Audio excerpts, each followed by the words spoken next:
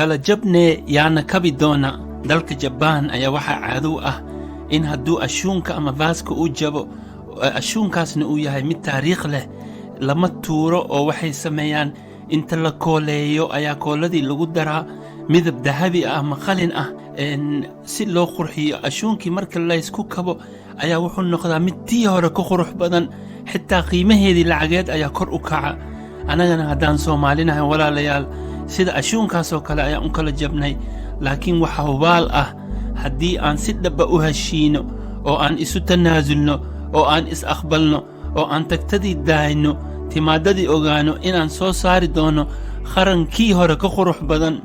hadduu alla yidhaahdo, ogow walaalayaal, jiilka hadda dhalanaya su'aasha ayna weydiin doonaan ma noqon doonto siday wax u dhaceen, waxay noqon doontaa maxaad wax u qaban weysayn, maxaad ka qabateen. marka jawaabteedana aday ku taalaa walaalayaal, jawaabteeda idinka idin taalaa.